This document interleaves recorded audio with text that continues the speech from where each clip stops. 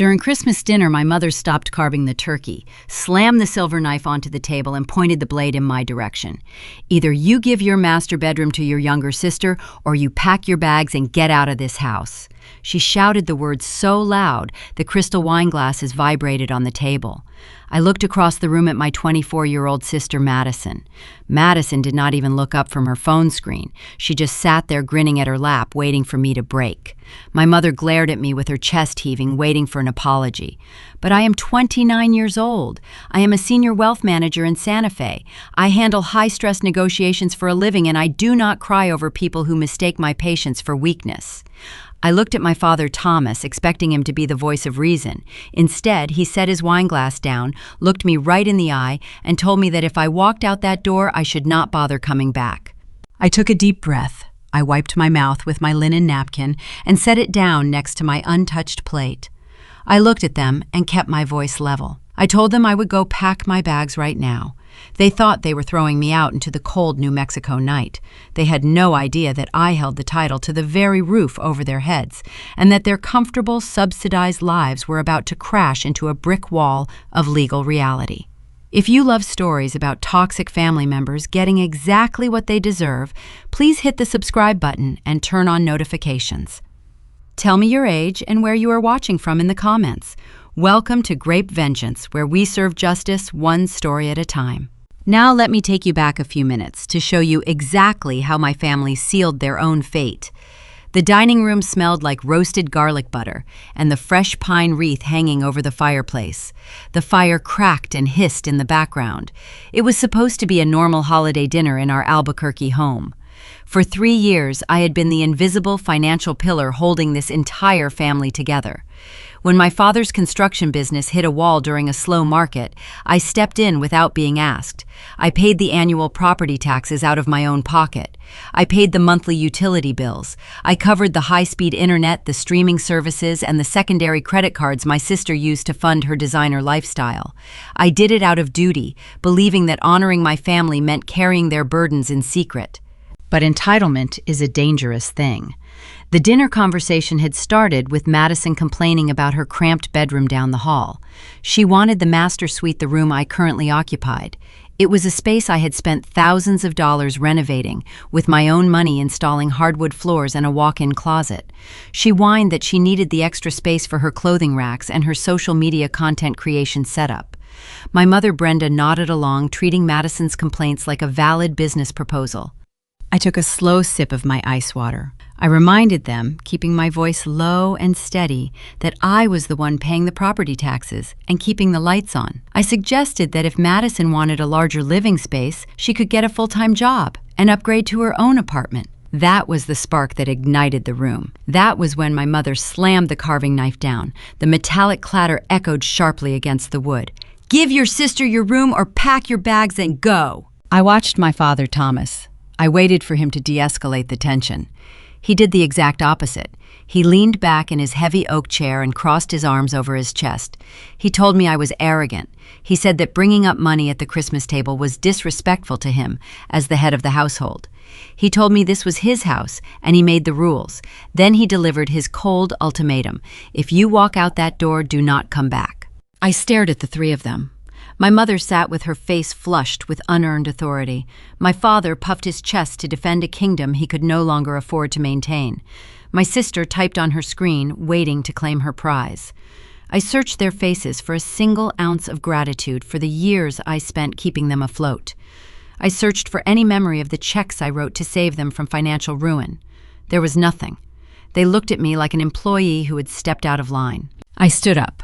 The wooden chair legs scraped against the hardwood floor. The sound cut through the heavy silence of the dining room. I did not raise my voice. I did not list the sacrifices I had made. As a wealth manager, I know when an investment has gone bad, and I know when it is time to cut my losses. I just looked at my father and nodded. Understood, I told him. I walked out of the dining room and down the hallway toward the master suite. The hardwood felt cold under my feet. The air in the house suddenly felt thin, as if the oxygen had been sucked out the moment I realized my family viewed me as a bank account rather than a daughter. Before I could even reach the brass doorknob of my bedroom, I heard quick footsteps rushing up behind me. Madison was right on my heels. She pushed past my shoulder and tried to open my bedroom door first. She told me she was claiming the space tonight. She demanded that I leave the custom oak desk and the king-size mattress. She said they matched her aesthetic, and since I was being kicked out, I had no right to take them with me. I stopped. I looked at my younger sister. She had never worked a hard day in her life. She stood there wearing a silk blouse I had paid for, holding a phone I bought her, demanding furniture I assembled with my own hands. I reached out, took the doorknob, and stepped inside my room. I looked her directly in the eyes. I told her the furniture belongs to me, and you will not touch a single drawer in this room. Then I closed the solid wood door right in her face and turned the deadbolt. I heard the lock click into place. I heard her huff and stomp back down the hallway, yelling for our mother. I ignored the noise. I pulled my 2 large suitcases from the top shelf of my closet. I did not pack in a panic. My hands did not shake. I packed with precision. I folded my tailored work suits, my winter coats, and my shoes. But more importantly, I walked over to the floor safe, hidden under the rug in the corner of the room. I punched in the numeric code. The heavy metal door popped open. Inside sat a thick, fireproof lockbox containing my birth certificate, my passport, and the most crucial document of my entire life. It was a heavy file containing the estate papers left by my late grandfather. My mother and father did not know this lockbox existed. They did not know the contents of those papers. They were about to learn a very hard lesson about property rights. I placed the lockbox securely at the bottom of my suitcase. I zipped the luggage shut. When I unlocked my bedroom door and rolled my bags into the living room, the house was silent again.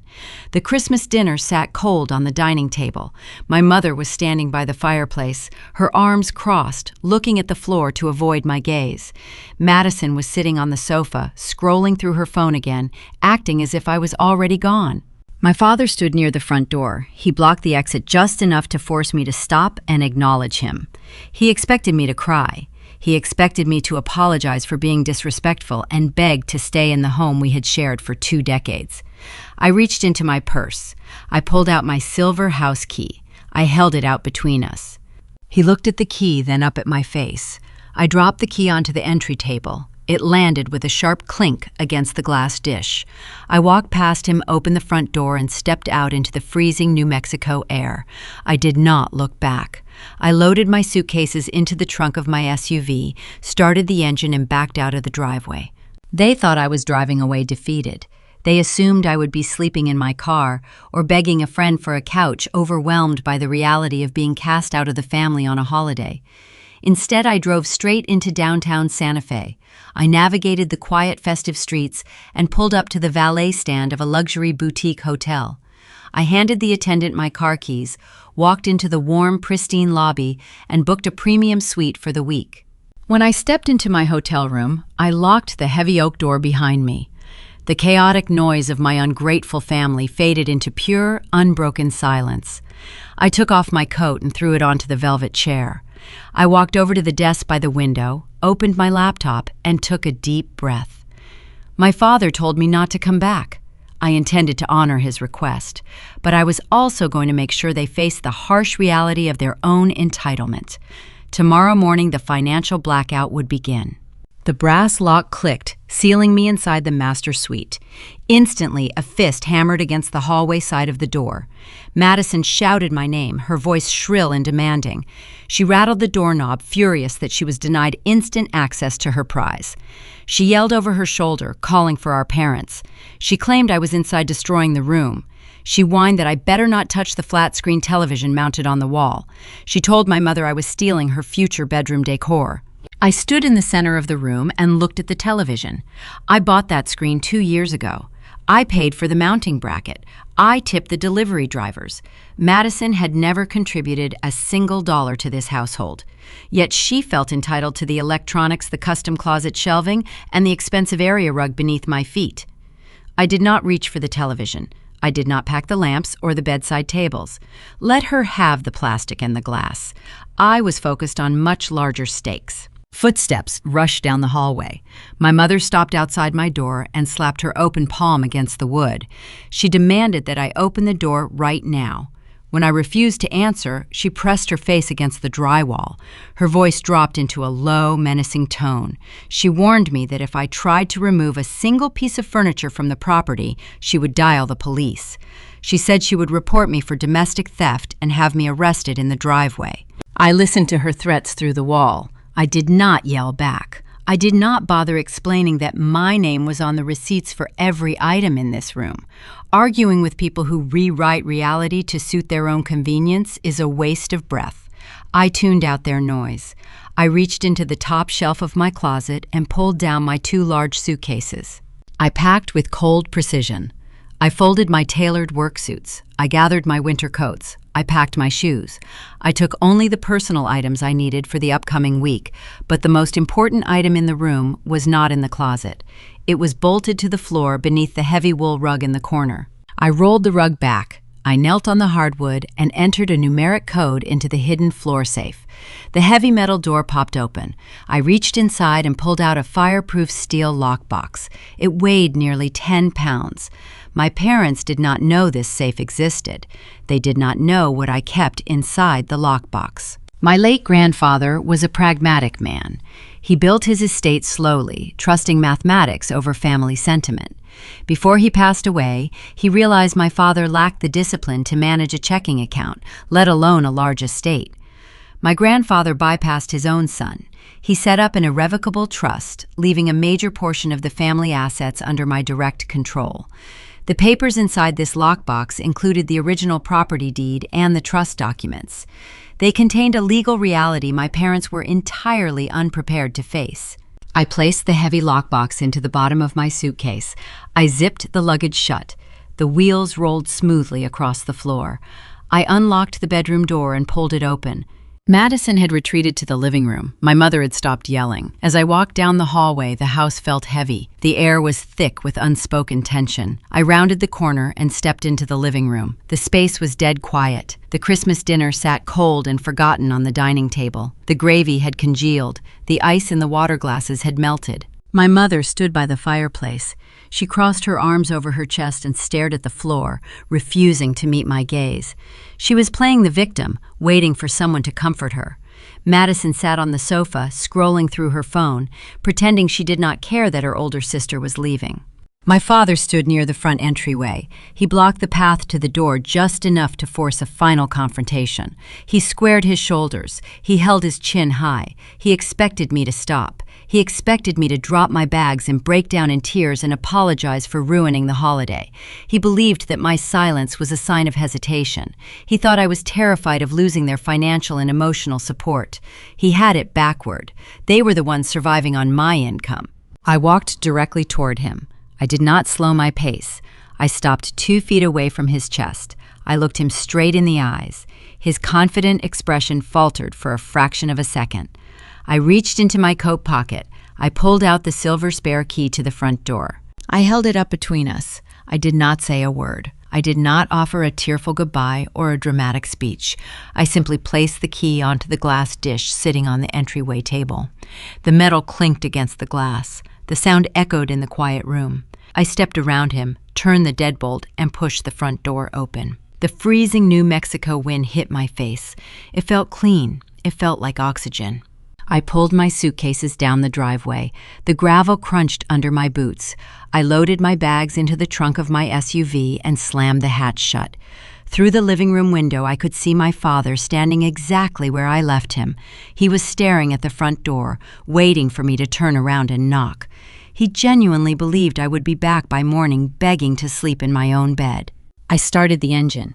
I shifted the car into drive and pulled out of the neighborhood. I left them standing in a house they thought they owned. I merged onto the interstate, heading north toward Santa Fe. The dark desert landscape rolled past my windows. The highway was empty. For the first time in 3 years, the crushing weight of my family and their endless financial demands lifted from my shoulders. I was no longer responsible for their mistakes. I was no longer the invisible bank account funding their luxury. I turned the heater on, gripped the steering wheel, and let the quiet resolve settle in my chest. 40 minutes later, I exited the highway and navigated the festive illuminated streets of downtown Santa Fe. I pulled into the circular driveway of a high-end boutique hotel. A valet attendant in a heavy winter coat stepped forward and opened my door. I handed him the keys and walked into the grand lobby. The space smelled like cedar and fresh espresso. A jazz piano played softly in the background. I approached the front desk and handed the clerk my credit card. I booked a premium suite for the week. The clerk handed me a key card and wished me a happy holiday. I rode the elevator to the top floor. I walked down the plush, carpeted hallway and swiped my card. The door clicked open. The suite was immaculate. Crisp white linens covered a king-size bed. Floor-to-ceiling windows offered a clear view of the city lights and the dark mountains beyond. I locked the heavy wooden door behind me. The noise of my toxic family vanished. I took off my coat and draped it over a velvet armchair. I did not turn on the television. I did not order room service. I walked straight to my suitcase, unzipped the front pocket, and pulled out my laptop. I sat at the glass desk near the window. I opened the computer and connected to the high-speed internet. The screen illuminated my face in the dark room. My father had told me not to come back. My mother had threatened to call the police on me. My sister had demanded my possessions while standing in a house I paid to maintain. They wanted to act like the owners of the estate. Starting tomorrow morning, they would have to pay the bills like owners. I opened my web browser. I navigated to my primary banking portal. I typed in my secure password and hit enter. The screen loaded, displaying the automated payment schedules for the Albuquerque house. The property taxes, the water bill, the electric bill, the high-speed internet, the premium streaming packages, and the secondary credit cards my sister used to buy her designer clothes. I rested my fingers on the keyboard. I watched the blinking cursor. The time for patience had passed. The financial blackout was about to begin. Morning light filtered through the sheer curtains of my Santa Fe hotel suite. The city below was quiet, recovering from the holiday festivities. Inside my room, the silence felt different. It was not the tense, suffocating quiet of the Albuquerque house. It was the calm atmosphere of undeniable control. I stood by the window, holding a ceramic mug of black coffee. The bitter warmth grounded me. My phone sat on the nightstand. The screen remained dark. My father had issued his ultimatum the night before. He assumed the threat of isolation would break my resolve. He thought a night alone in a hotel would force me to realize how much I needed my family. He was wrong. The separation only clarified my vision. I walked over to the glass desk and opened my laptop. The operating system chimed in the quiet room. I bypassed my personal email and navigated straight to my banking portal. The secure login screen glowed against my face. I typed my password with steady fingers. This was where the structural dismantling of their comfortable reality would begin. I did not need to scream throw plates or engage in a shouting match. As a wealth manager, I handle high-stakes negotiations every single day. I know that in the modern world, the most devastating revenge is administrative. My dashboard loaded. The recent transaction history populated the screen. Seeing the long list of automated deductions brought a sour taste to my mouth. 3 years ago, this arrangement started as a temporary rescue mission. My father ran a local construction firm. When the regional housing market experienced a sudden downturn, his contracts dried up. I remember visiting home one Sunday and finding him sitting at the kitchen table, staring blankly at a pile of past due notices. His pride was wounded. His business was failing. I had the liquid capital to help. I offered to take over the household expenses for 6 months to give him time to rebuild his client base. I stepped up out of a misplaced sense of duty. I believed that family members protect each other during hard times. But 6 months turned into a year. 1 year stretched into 3. The construction market recovered, but my father realized he enjoyed spending his profits on golf club memberships and luxury car leases rather than paying his own utility bills. My temporary assistance morphed into a permanent expectation. They stopped thanking me. Then they started demanding more. Last night they demanded I surrender my personal space to a sister who refused to work. The Christmas eviction severed my sense of duty forever. I clicked on the Recurring Payments tab. I started with the household infrastructure. I selected the municipal water and power account. I hit the delete button on the saved routing number. I did the same for the natural gas provider. The Albuquerque house was large and poorly insulated. The winter heating costs were substantial. Starting next billing cycle, those invoices would arrive in the mail addressed to Thomas Allen. He would have to open his own wallet to keep the house warm. Next, I navigated to the telecommunications portal. My father relied on the premium high-speed fiber internet connection for his home office. My mother spent her afternoons watching endless reality television shows on the highest-tier streaming packages. I checked the boxes next to every single service. I clicked the prompt to terminate the accounts immediately. The digital confirmation screen flashed green. By the time they woke up and tried to turn on the morning news, the screens would display a disconnected error message. The Wi-Fi router would show a red light. The most satisfying transaction was waiting in the credit card division. I selected my premium rewards account. Under the authorized users section, Madison Allen was listed right below my name. I reviewed her pending charges from the past week: a $200 hair salon visit, a $100 cosmetics purchase, an expensive brunch with her friends. She treated my hard-earned income like a limitless trust fund. I moved the cursor over her name. The system asked if I was sure I wanted to revoke user privileges. I pressed confirm. The bank voided her physical plastic card. It was now just a useless piece of plastic sitting in her designer wallet. Finally, I opened the escrow and property management dashboard. This was the heaviest financial anchor. I terminated the automatic drafts for the annual property taxes and the homeowner's insurance premiums. I redirected those substantial funds straight into my own high-yield savings account. The money would now work for my future instead of subsidizing their arrogance. I knew something they did not know. I owned the majority share of that house through my late grandfather's trust. I had been paying the taxes to protect my own investment while letting them pretend they were the masters of the domain. Now they would feel the true cost of home ownership. I closed the banking portal. I did not draft a warning text message to my father. I did not send a courtesy email to my mother. People who kick you out of your own home on a holiday do not deserve a transition period. I let the digital system do the talking. The automated emails from the utility companies and the bank would serve as my final statements. I checked the clock in the corner of my laptop screen. It was exactly 9 in the morning. The financial umbilical cord was permanently severed.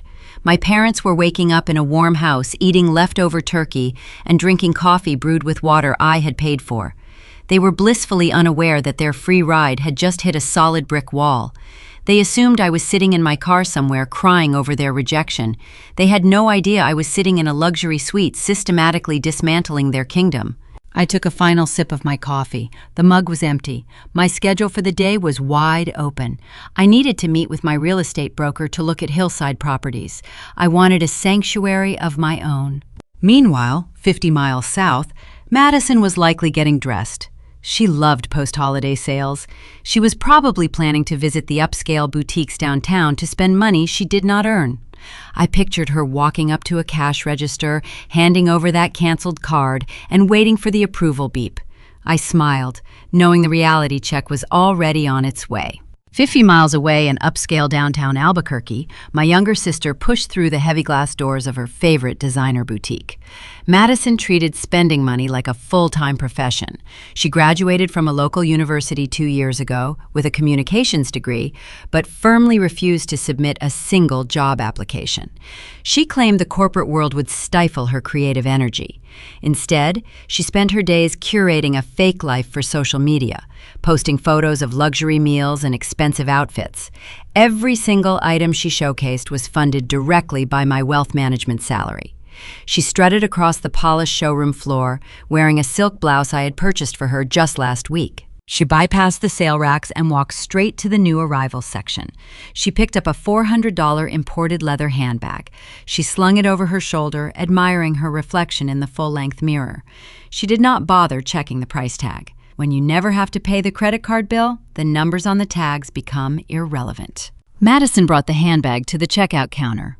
A long line of post-holiday shoppers stretched toward the back of the store, filled with impatient customers waiting to finalize their purchases. The cashier, a polite young woman in a neat black uniform, scanned the barcode and announced the total. Madison did not make eye contact. She casually reached into her designer wallet and retrieved the Premium Rewards credit card linked to my primary account and slid it across the glass counter. She picked up her phone and started typing a text message, fully expecting the routine beep of approval. The cashier inserted the chip into the payment terminal. A sharp negative tone echoed from the machine. The cashier frowned and stared at the digital display. She removed the card, wiped the chip on her sleeve, and inserted it a second time. The same harsh denial sound rang out.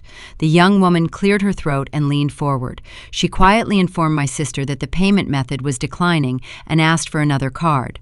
Madison stopped typing. She snapped her head up, glaring at the cashier as if the young woman had insulted her. She scoffed loudly. She told the cashier there was plenty of money in that account and demanded she run the card again. The cashier maintained her professional smile, but her eyes narrowed slightly. She swiped the magnetic stripe this time. The terminal flashed a bright red error message. The cashier shook her head and stated that the bank was refusing the charge. The line of shoppers shifted uncomfortably. A woman standing directly behind Madison sighed in frustration and checked her watch. The subtle sound of public judgment filled the quiet boutique. Madison felt the intense sting of humiliation. Her face flushed a deep shade of crimson. She snatched the worthless plastic off the counter, yelled that the store had terrible customer service, and marched out the front doors empty-handed. She stood on the freezing sidewalk and dialed the toll-free number on the back of the card. She planned to scream at a customer service representative and demand they remove the security hold immediately. Instead, the automated voice system informed her that her specific authorized user profile no longer existed. The primary account holder had permanently revoked her purchasing privileges. She stared at her reflection in the store window. The cold reality settled in her chest. Her endless shopping spree had hit a solid wall. At that exact moment, the consequences of the Christmas eviction were unfolding inside the Albuquerque house. My father walked into his home office holding a cup of black coffee. He sat down in his heavy leather chair and wiggled his computer mouse. He ran a struggling construction firm and needed to review an urgent contract bid. He opened his web browser. Instead of his email inbox, a blank gray screen appeared, displaying a network connection error. He frowned and looked at the corner of the room. The sleek internet router, a high-speed fiber device I had ordered and paid for every single month, blinked with a steady red light. He grumbled, unplugged the power cord, waited 10 seconds, and plugged it back in. The red light remained stubborn. He picked up his cell phone and dialed the technical support line for the internet provider. A customer service agent answered and asked for the account PIN number to verify his identity. My father did not know the PIN. His name was not on the billing statement. He demanded they fix the signal anyway, citing his home address. The agent pulled up the file and politely informed him that the primary account owner had terminated the service at 8 o'clock that morning. The agent suggested my father open a brand new account and pay the installation fee if he wanted the internet restored. Down the hall, my mother was experiencing her own sudden blackout. She sat on the living room sofa, wrapped in a blanket, ready to spend her afternoon watching a marathon of reality television. She pressed the power button on the remote control. The large screen illuminated, but the main menu failed to load. A bold message appeared across the glass, stating that the premium streaming subscription was inactive. She clicked the remote several times, growing increasingly frustrated. She yelled down the hallway, complaining to my father that the television was broken. My father walked out of his office, his face pale and his jaw tight. He looked at the blank television, then looked at my mother. He told her the internet was gone. The house fell into a heavy, uncomfortable silence. They were slowly beginning to realize that when you throw the person who pays your bills out into the cold, the bills stop getting paid. Back in my luxury hotel suite in Santa Fe, my cell phone vibrated across the glass desk. The bright screen illuminated, displaying my sister's name. I picked up the device. I knew exactly what she wanted. I tapped the accept button and held the phone to my ear. I did not offer a greeting. Madison did not say hello either. Her voice blasted through the speaker, frantic and furious. She demanded to know what was wrong with my bank account. She yelled that she was standing outside a boutique, freezing to death after a cashier humiliated her in front of a dozen strangers. She ordered me to log into my portal and fix the glitch right now. She spoke to me with the arrogant tone of an employer scolding a lazy assistant. I listened to her high-pitched rant without interrupting. I let her waste her breath. I heard the distant sound of city traffic passing behind her. When she finally paused, expecting me to apologize and fix her problem, I spoke. My voice was calm, flat, and entirely clinical. There is no glitch. I canceled the cards. A stunned silence fell over the line. She breathed heavily into the receiver. She stammered for a few seconds before her confusion morphed back into anger. She asked why I would do something so spiteful. She accused me of being a petty child throwing a tantrum over a stupid bedroom. I leaned back in my chair and looked out the window at the distant mountains. I am not being petty. I am making a sound financial adjustment. You and your parents kicked me out of my home last night. I no longer fund the lives of people who evict me. You wanted the master bedroom so badly. Now you can figure out how to pay for the electricity to keep the lights on in there. She gasped. She started to scream another demand, ordering me to transfer cash directly to her personal checking account.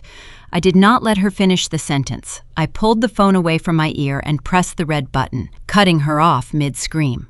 The hotel room returned to its peaceful quiet. I opened my contact list, selected Madison's name, and tapped the block caller option. I did the exact same thing for my mother and my father. They had issued their cold ultimatum at the dinner table. I simply accepted their terms. They wanted me gone, and now they received the full package. I stood up from the desk and walked into the pristine hotel bathroom. I splashed cold water on my face and looked in the mirror. The low-stakes taste of karma was highly satisfying, but it was just the opening move. Shutting off the internet and declining a handbag purchase was child's play. I was currently holding a legal document that would shatter their comfortable reality entirely. I checked my watch. I had a scheduled appointment in 1 hour. I needed to meet my real estate broker.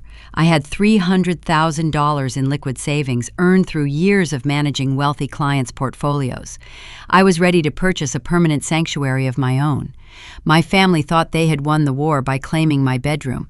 They were about to discover they did not even own the house. I pulled my SUV into a steep driveway nestled high in the foothills of Santa Fe. The tires crunched over the pristine gravel. The desert sun baked the red dirt and cast sharp shadows across the mountain brush.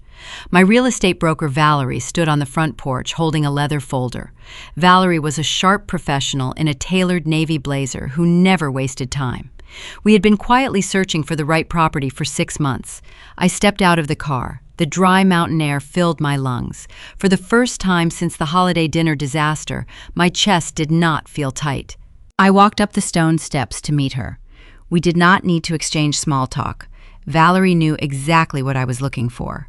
She turned the key and pushed open the heavy wooden front door. I stepped inside and stopped in my tracks. The house was a modern sanctuary. Smooth concrete floors stretched across an open layout. A towering stone fireplace anchored the living room, but the true focal point was the back wall. Floor-to-ceiling windows spanned the entire length of the house, offering an unobstructed view of the rugged desert landscape. There were no neighbors peering through the blinds. There were no demanding relatives pounding on the drywall. There was just miles of quiet earth and endless blue sky. I walked slowly through the space. I ran my hand over the cool quartz kitchen countertops. I inspected the custom cabinetry. I opened the sliding glass door and stepped out onto the expansive cedar deck. I rested my hands on the thick wooden railing and looked out over the valley. The silence was profound. I remembered the suffocating chaos of the Albuquerque house just 24 hours prior. I remembered my mother slamming her knife on the table. I remembered my father ordering me out into the cold. I remembered my sister demanding my furniture. I turned back to Valerie. I asked her for the asking price. She opened her leather folder and read the figure. The number was high, but it was well within my budget. My family assumed I was just a wealthy piggy bank. They never understood the depth of my financial discipline. I spend my days managing high-yield portfolios for successful clients. My own finances are managed with the exact same rigor. Over the past 5 years, I had quietly accumulated $300,000 in liquid savings. This money came primarily from my end-of-year performance bonuses and smart market investments. My parents never knew about this cash reserve. If my father knew I had that kind of money sitting in a bank, he would have demanded a loan to buy a new luxury truck. If Madison knew, she would have maxed out another line of credit, expecting me to erase her debt. Keeping my true net worth hidden was the smartest protective measure I ever took. I looked Valerie in the eye. I told her I wanted the house. I did not want to negotiate the price and risk losing the property to a counteroffer. I did not need to wait for a lengthy mortgage approval process. My credit score was flawless. I told her I wanted to sign the closing papers today. Valerie smiled, pulled out her phone, and started making calls. 3 hours later, I sat across a heavy mahogany table in a downtown title office. A notary placed a thick stack of legal documents in front of me. I picked up a black pen. I read every single line before signing my name. I did not rush. I enjoyed the weight of the moment. When the paperwork was complete, I opened my secure banking application on my phone. I authorized a direct wire transfer for a massive down payment. The money left my account instantly. A few minutes later, the escrow officer received confirmation from the receiving bank. The transaction was clean, fast, and permanent. The listing agent smiled and slid a set of heavy brass keys across the mahogany table. I was officially a homeowner. I drove back to my new hillside property just as the late afternoon sun began to dip below the horizon. I stopped at a local market along the way and purchased a bottle of cold champagne. When I unlocked my new front door, the house was dark and peaceful. The contrast between my current reality and my parents' situation was sharp. Down in Albuquerque, the consequences of my financial withdrawal were rapidly accelerating. My parents were sitting in a house stripped of its modern conveniences. The high-speed internet was dead, the television screens were blank. Without my automatic payments shielding them, my father was forced to log into his banking app using his limited cellular data. He was staring at the upcoming scheduled drafts for the property taxes, the homeowner's insurance, and the premium utility packages. He was frantically doing the math, realizing his struggling construction business did not generate enough cash flow to cover the basic operating costs of his own life. Madison was likely pacing the floor in her cramped bedroom. Her designer credit cards were useless pieces of plastic. She could not order expensive takeout food. She could not buy new clothes. She was trapped in a cold house with two angry parents who were slowly realizing they had evicted their only source of income. They thought kicking me out would teach me a lesson about respect. Instead, they locked themselves inside a financial prison. I stepped out onto my new cedar deck. I popped the cork on the champagne bottle. The crisp sound echoed across the quiet canyon. I poured the golden liquid into a glass and took a slow sip. The chill burned slightly in my throat. I pulled my phone from my pocket and took a simple photo of the sunset, painting the desert sky in shades of deep pink and orange. I did not post the picture on social media. I did not send a bragging text message to my father. True success does not require an audience. True power is enjoying your peace while your enemies panic in the dark. I walked back inside and set my glass on the quartz kitchen island. My 2 suitcases sat near the front door. Next to my luggage sat the heavy steel lockbox I had pulled from my hidden floor safe the night before. Buying this house was just the opening move. Securing my own sanctuary gave me the solid foundation I needed to launch the real offensive. I looked down at the lockbox. Inside rested the irrevocable trust document signed by my late grandfather. My parents genuinely believed they had the right to throw me out of the Albuquerque house. They thought they were the sole masters of that domain. They were about to learn that they were living in a property that legally belonged to me. My grandfather was a brilliant man. He knew my father was irresponsible. He knew the family wealth would be squandered if left in the wrong hands. That lockbox held the key to the ultimate eviction. I picked up my phone. I scrolled through my contact list until I found the direct line for Harrison, my estate attorney. The financial blackout had served as a warning shot. Tomorrow morning, the legal war would officially begin. The morning sun hit the floor-to-ceiling windows of my new hillside home, casting long shadows across the smooth concrete floor. I woke up on a crisp mattress surrounded by profound silence. There was no banging on the walls. There was no demanding sister whining about her wardrobe. I walked into the quartz kitchen, brewed a fresh cup of coffee, and set my ceramic mug on the island next to the heavy steel lockbox. I traced my finger over the cold metal lid.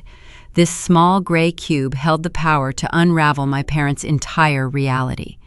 I checked my watch. It was 8 in the morning. By now, the Albuquerque house was waking up to a harsh new era.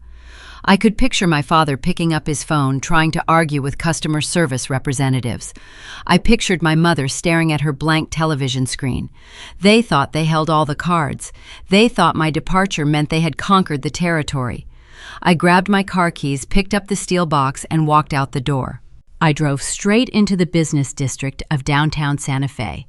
The morning traffic was light. I parked my SUV in a secure underground garage and took the private elevator up to the 12th floor. The glass doors slid open to reveal a polished reception area. I bypassed the waiting chairs and walked directly into a corner office. Harrison sat behind a broad mahogany desk. He was a ruthless estate attorney with 3 decades of experience dismantling greedy relatives. He did not waste time with small talk. He wore a sharp charcoal suit and possessed a mind like a steel trap. He specialized in high net worth disputes, complex inheritances, and contested trusts. When I needed someone to execute a flawless legal strategy without an ounce of sympathy, Harrison was the only phone call I made. He looked up from a stack of manila folders, offered a curt nod, and gestured to the leather chair opposite his desk. I sat down and placed the lockbox squarely on the polished wood between us. I entered the security code. The metal latch snapped open. I reached inside and pulled out a thick stack of aged parchment papers bound by a blue ribbon. I slid the documents across the desk. Harrison put on his reading glasses and picked up the top file. The silence in the room stretched as his eyes scanned the dense legal jargon. He was reading the irrevocable trust established by my late grandfather, Arthur Allen. My grandfather was a self-made man who built a highly successful logistics company from the ground up. He understood the value of hard work, financial discipline, and personal responsibility. He despised laziness. Unfortunately, his only son, my father, possessed none of those traits. My father spent his youth burning through investments and launching failed business ventures. Every time a company went under, he relied on my grandfather to write a check and bail him out. When my grandfather grew ill and prepared to finalize his estate, he realized his legacy was in grave danger. He knew that if he left the family home directly to my father, the property would be mortgaged to the hilt, squandered on terrible investments, and lost to creditors within a few short years. So my grandfather bypassed his own son. He structured an airtight trust. He left 40% of the Albuquerque house to my parents, providing them a place to live. However, he deeded the remaining 60% directly to me. The strict terms stated that my majority ownership would officially vest on my 25th birthday. Harrison flipped to the second page, trailing his pen down the margins. He looked over the rim of his glasses. He noted that the vesting date had passed 4 years ago. He leaned back in his chair and asked why I never enforced my legal rights. I folded my hands in my lap and looked out his office window. I told him I kept the arrangement a secret to maintain the peace. When my father hit a severe financial crisis 3 years ago, his pride was already shattered. If I had walked into his kitchen and announced that I owned the majority of his house, it would have broken his spirit. I chose to shoulder the utility bills, fund the renovations, and pay the property taxes in total silence. I allowed them to live under the illusion of total ownership because I genuinely believed they would appreciate my help and eventually get back on their feet. I protected their dignity.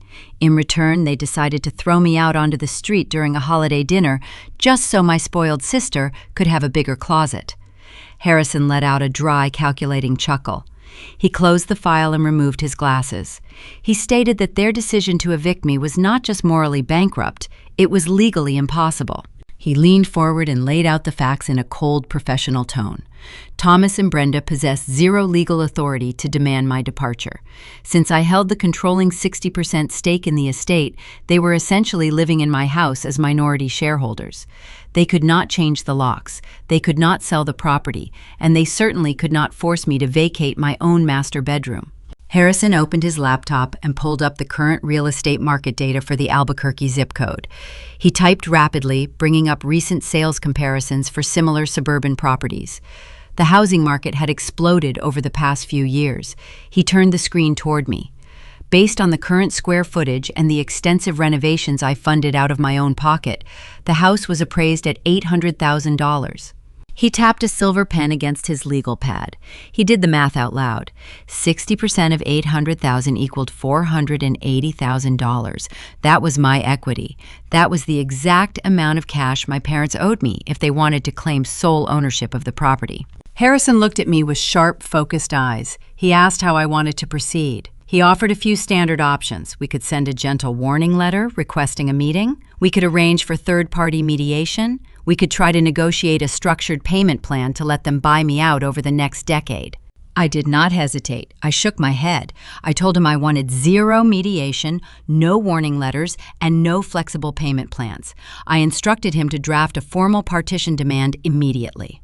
A partition demand is a severe legal mechanism used to force the division of a jointly owned asset. It leaves no room for emotional manipulation or holiday guilt trips. The terms were simple and undeniable. My parents would have exactly 30 days to secure a $500,000 cash buyout. If they failed to produce the funds by the deadline, a judge would order the house to be placed on the open market for a mandatory public auction. Harrison smiled. It was the cold, confident smile of a lawyer who knew he was about to deliver a flawless checkmate. He wrote the instructions down on his legal pad in bold black ink.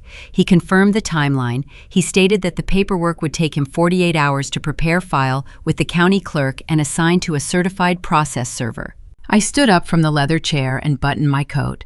I thanked Harrison for his swift work. He shook my hand and promised that the delivery of the documents would be handled with strict professional precision. I walked out of the law office and stepped into the elevator. The doors closed, sealing me inside the quiet metal box. My heart beat with a steady, unbothered rhythm. My parents loved to play games with power. They enjoyed sitting at the head of the table, issuing ultimatums, and treating me like an expendable resource. They were about to learn that true power does not require raising your voice. True power is holding the title deed while everyone else is playing pretend. New Year's Eve was just a few days away.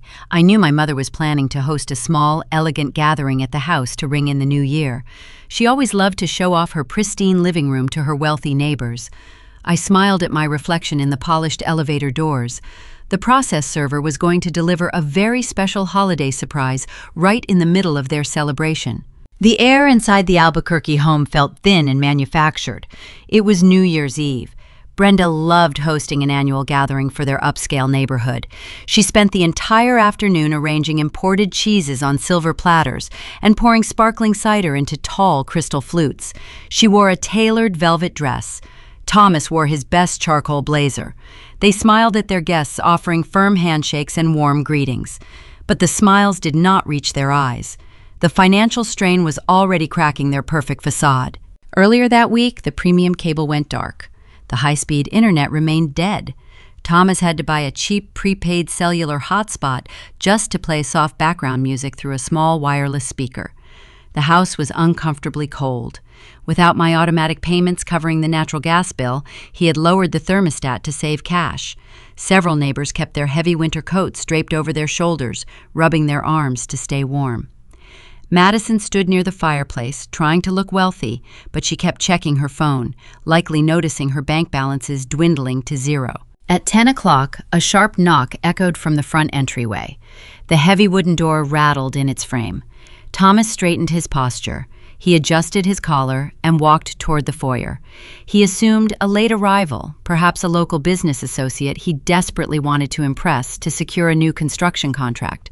He pulled the door open, stretching his lips into a wide, practiced grin. But the man standing on the porch was not a wealthy neighbor. He wore a plain gray jacket. He held a thick manila envelope stamped with the bold black logo of my attorney's law firm.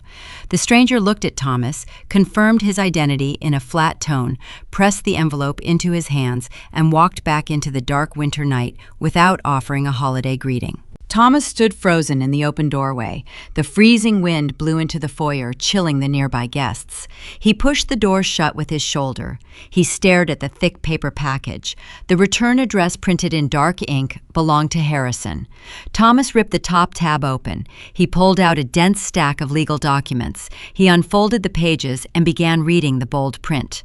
His confident posture collapsed within seconds. The blood drained from his face, leaving his skin the color of old ash. His hands began to shake, rattling the crisp parchment. The document outlined a severe partition demand. It did not use polite requests or offer gentle warnings. The text cited the state inheritance statutes. It revealed the irrevocable trust my late grandfather established decades ago. It stated in plain English that I owned 60% of the estate. Thomas read the final page. The demand required a $480,000 cash buyout within 30 days. Failure to comply would result in a forced public auction of the property. He stopped breathing. His chest tightened. The paper slipped from his grip, scattering across the polished hardwood floor like dead leaves. Brenda noticed the sudden commotion. She excused herself from a conversation with the neighborhood association president and rushed into the hallway. She knelt down and picked up the scattered pages. Her eyes scanned the dense legal jargon. When she reached the staggering financial figures, she let out a sharp, audible gasp. Her hand flew to her mouth. She dropped her crystal flute. It shattered on the floor, splashing sticky, sparkling cider across the expensive wood. The loud crash silenced the entire party. The background music stopped playing. 30 wealthy guests turned their heads toward the entryway. They saw Thomas leaning against the wall, looking physically ill. They saw Brenda kneeling in spilled cider, clutching legal documents to her chest.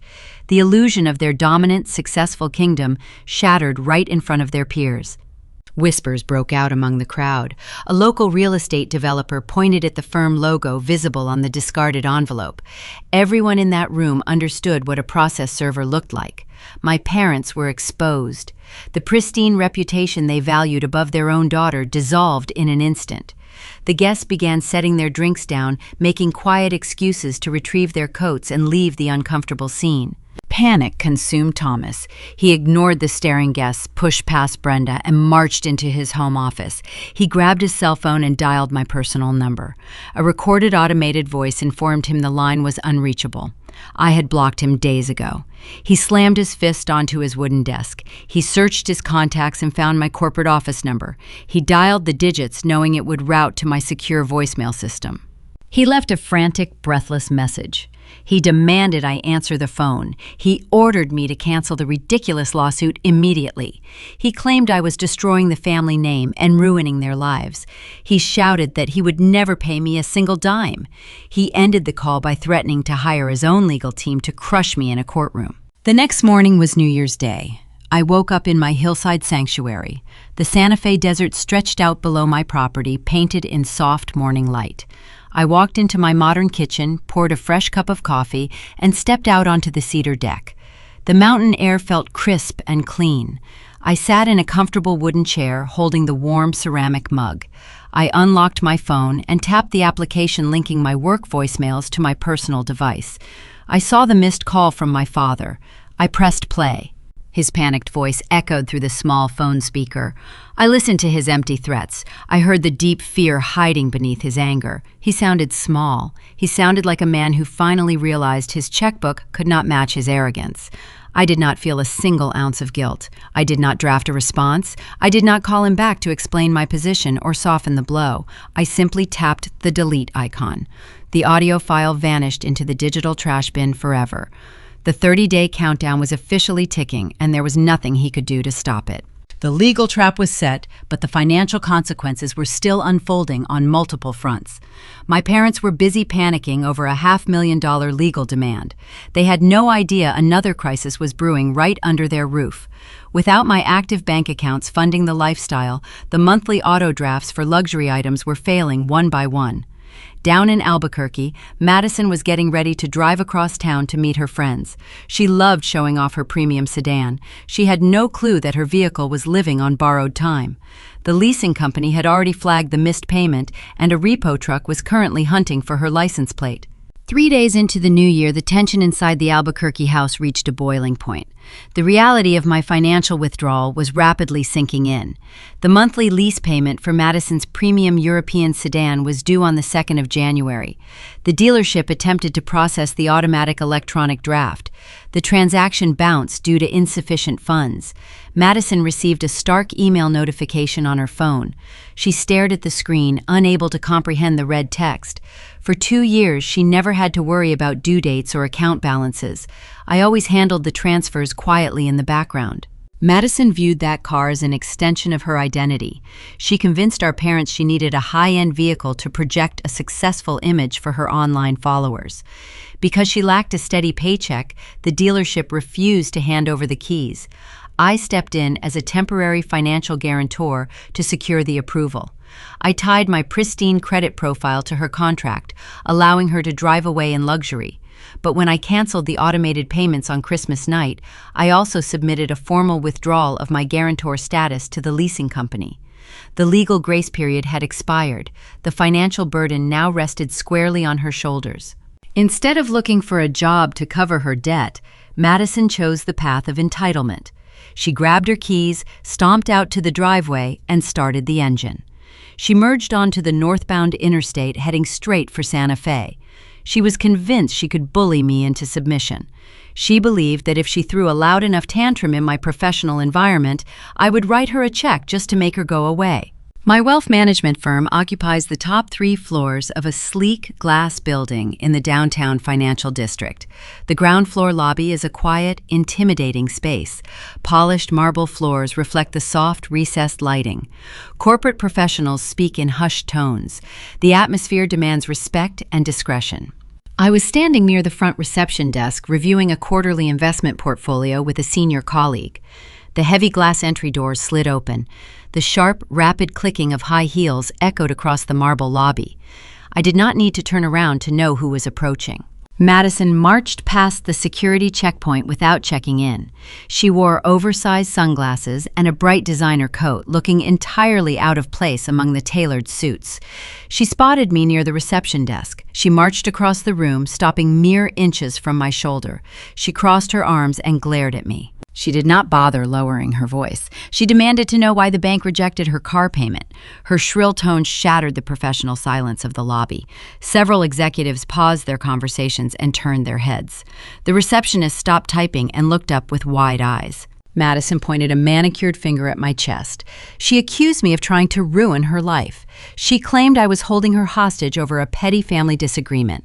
She demanded I pull out my checkbook, cover the past due balance, and prepay the next 6 months of her lease to compensate for the emotional distress I caused her. She stood there tapping her foot, waiting for me to panic. I did not break eye contact. I did not raise my voice or try to hush her. I simply looked at her the same way I look at a bad investment. I reached into my leather briefcase resting on the counter. I pulled out a crisp, folded piece of paper. I handed the document to her.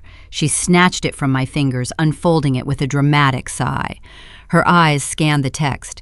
It was a printed copy of the original auto lease agreement, accompanied by the notarized confirmation of my guarantor withdrawal.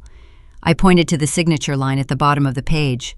I kept my voice low and steady. I told her to look closely at the ink. I reminded her that her name was the only one listed as the primary lessee. I explained that I was no longer legally bound to subsidize her transportation. She drove the car, she signed the contract, and now she was responsible for the monthly bill. Her jaw dropped.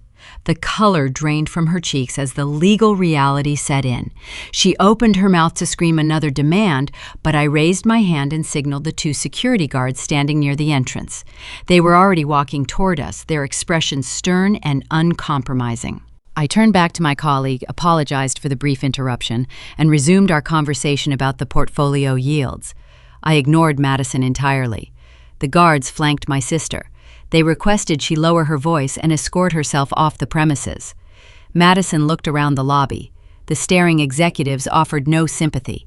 She crumpled the lease agreement in her fist, spun around on her heels, and marched out the glass doors, escorted by security. She drove back to Albuquerque with nothing but a worthless piece of paper. The final blow landed 48 hours later. It was a freezing Thursday morning. The Albuquerque neighborhood was quiet. Most residents were inside drinking coffee and preparing for the workday.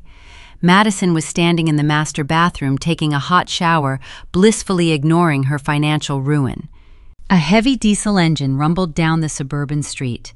The air brakes hissed loudly as a large commercial tow truck backed into my parents' driveway. The driver stepped out of the cab wearing thick work gloves and a bright yellow safety vest. He did not knock on the front door. He did not ask for permission. He walked straight to the rear bumper of Madison's luxury sedan, unspooled thick metal chains, and secured them to the undercarriage. The loud clanking of the chains echoed through the quiet cul-de-sac. My mother heard the noise from the kitchen. She pulled back the window blinds and gasped. She ran down the hallway, pounding on the bathroom door to alert Madison. Madison rushed out the front door wearing a bathrobe and slippers. The freezing wind whipped her wet hair. She ran down the driveway, screaming at the tow truck driver to stop. She waved her arms, claiming there was a terrible mistake. She promised the bank was going to fix the error by the end of the day. The driver did not even look at her. He operated the hydraulic levers. The rear wheels of the premium sedan lifted off the concrete. He secured the safety straps, climbed back into the warm cab of his truck, and shifted into gear. He pulled out of the driveway, hauling the expensive car down the street. Madison stood on the freezing concrete in her slippers, watching her prized possession disappear around the corner. Several neighbors stood on their front porches holding their morning newspapers, watching the entire humiliating spectacle unfold. My mother stood in the open doorway, clutching her robe, unable to offer a single solution. Madison had no car. She had no money in her checking account. She had no sister left to bail her out of her own bad decisions. Her carefully curated online image was officially dead. The loss of the vehicle sent a shockwave through the Albuquerque house. Thomas watched the repo truck drive away from his home office window. His pride could not handle the public embarrassment. The neighbors were whispering. The process server had already exposed their legal vulnerability. Now a collection agency was towing vehicles out of his driveway in broad daylight. He realized his kingdom was collapsing rapidly. The 30-day countdown on the house buyout was ticking louder every single minute. He knew his wife and younger daughter were useless in a crisis. If he wanted to save his home and his reputation, he needed to stop hiding behind angry voicemails. He decided he needed to handle the situation himself. He grabbed his coat and his keys. He was going to drive to Santa Fe and force me to surrender. He thought physical intimidation would work where financial manipulation had failed. He was about to walk into a trap he could never escape. The coffee shop in Santa Fe was a quiet haven, located 2 blocks away from my wealth management firm. The morning air outside was bitter and sharp. Inside, the atmosphere felt warm and predictable. The scent of roasted espresso beans and fresh pastries filled the room. I sat at a small wooden table near the front window. I laid out a client portfolio, holding a black pen, ready to review municipal bond yields before my first corporate meeting of the day. I enjoyed the quiet rhythm of my independent life. I took a slow sip of my coffee, watching the city wake up through the frosted glass. The brass bell above the front door chimed. I kept my eyes on my paperwork, assuming another downtown professional was entering to grab a morning latte. Then a dark shadow fell across my table, blocking the natural light. I looked up. My father stood towering over me. Thomas wore his heavy canvas work jacket. His face was flushed red from the freezing winter wind outside. He was breathing heavily, his chest rising and falling in rapid succession. He did not offer a greeting. He bypassed any pretense of fatherly affection or basic social decency. He drove an hour north just to corner me in my own territory. He planted both of his large, calloused hands flat onto the wooden surface of my table. He hit the wood hard. The sudden impact rattled my ceramic mug. Hot black coffee splashed over the rim and stained my paper napkin. He leaned forward, bringing his face mere inches from mine. He used a tactic he had perfected over 30 years of running construction crews. He tried to dominate the physical space to force immediate compliance. He lowered his voice into a sharp, threatening register, hoping to frighten me into submission without causing a scene that would get him thrown out of the cafe. He ordered me to pick up my cell phone.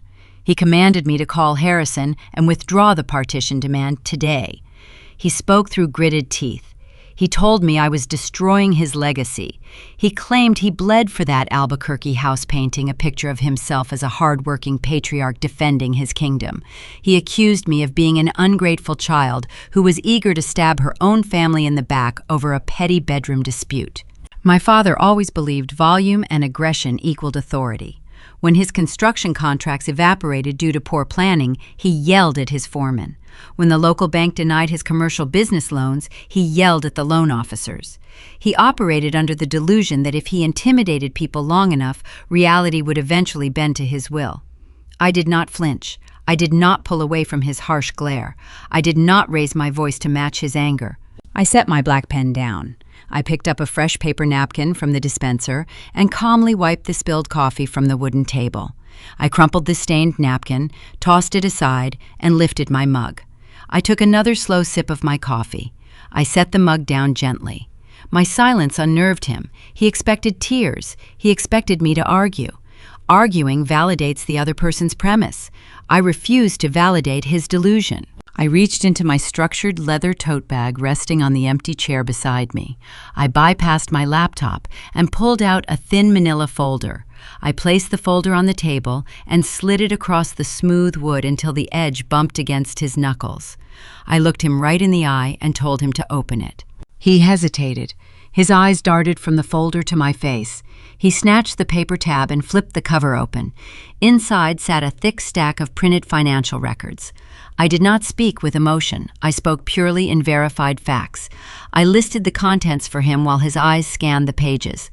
I told him he was looking at 3 years of property tax receipts, paid directly from my personal checking account.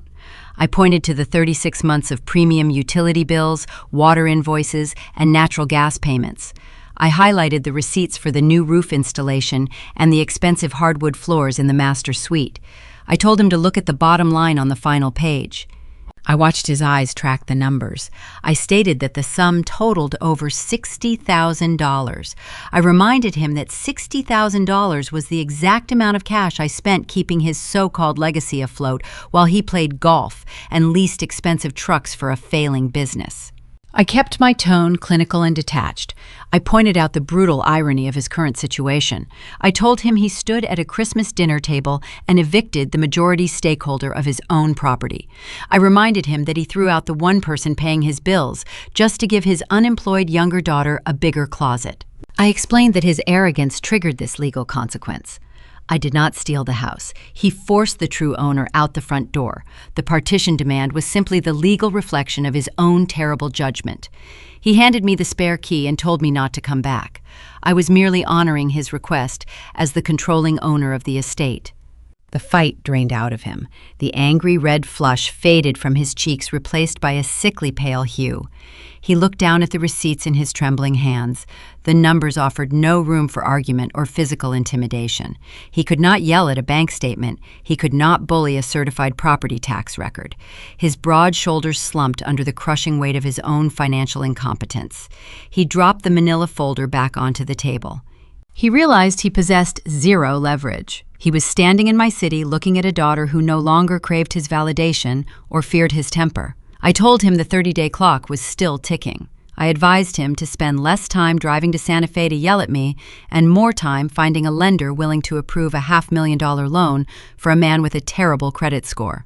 He did not say another word. He turned around, pushed the heavy glass door open, and walked out into the freezing street. He climbed into his truck and drove away. The power dynamic of our family was permanently inverted. My father drove back to Albuquerque a defeated man. He walked into his cold house and told his wife he had failed to stop the lawsuit. But Brenda refused to accept a loss. She built her entire identity on neighborhood status and social standing. If she could not win the legal battle in a courtroom, she decided to manipulate the social narrative online. She picked up her phone and prepared to launch a digital smear campaign designed to turn our entire extended family against me. She thought she could guilt me into dropping the lawsuit, using public shame and family pressure. She had no idea she was handing me the perfect opportunity to expose her true nature to everyone we knew. Thomas returned to the Albuquerque property with his head hung low. He walked through the front door, dropped his car keys on the kitchen counter, and told his wife the truth. He failed to stop the legal proceedings. He possessed no leverage to force my hand. Upon hearing the news, Brenda did not start packing cardboard boxes or searching for a cheaper apartment. Instead, she retreated to the living room sofa and opened her laptop. My mother built her entire self-worth on the opinions of other people. She lived for neighborhood potlucks, holiday parties, and the constant approval of our extended relatives. Since she could not win a legal battle in a courtroom, she decided to wage a public relations war online. She navigated to the private family group page on social media. The digital network included over 50 relatives, ranging from distant cousins in Texas to my father's older siblings in Ohio. She crafted a long, dramatic broadcast designed to paint herself as a grieving victim. She typed out a story filled with outright fabrications. She claimed I had suffered a sudden mental breakdown over the holidays. She wrote that I packed my bags in the middle of the night and abandoned my loving parents without warning. Then came the grand finale of her deception. She told the family I had hired a ruthless corporate lawyer to exploit a technical loophole in my late grandfather's estate.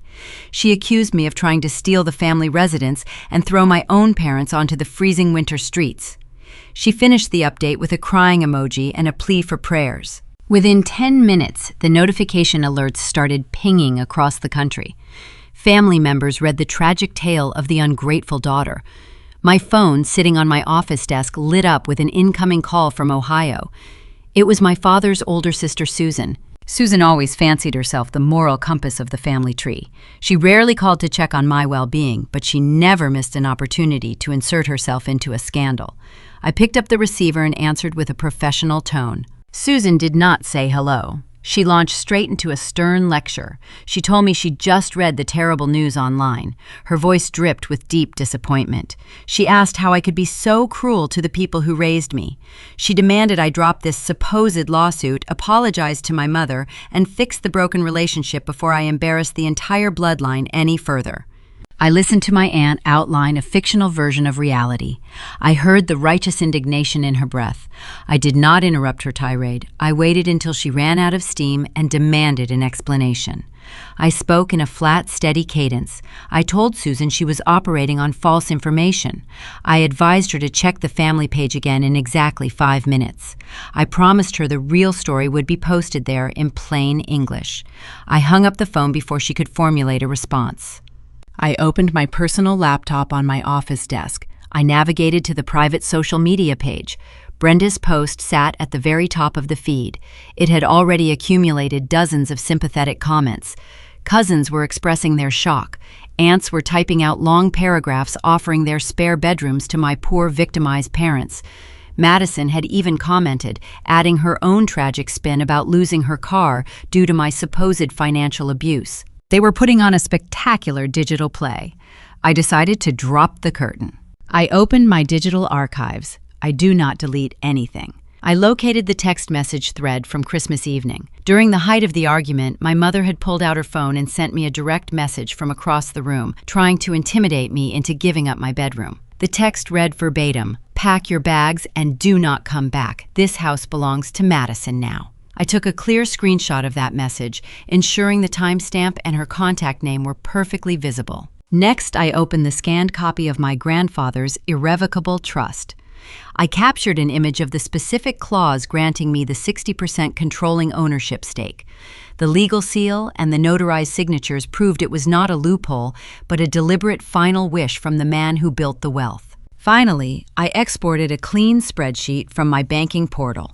The document detailed 36 months of premium utility payments, property tax drafts, and maintenance invoices. I attached the bank confirmation numbers for every single transaction. The grand total sat at the bottom of the page, proving I spent over $60,000 keeping their lights on while they treated me like dirt. I returned to my mother's tearful online post. I clicked the reply button.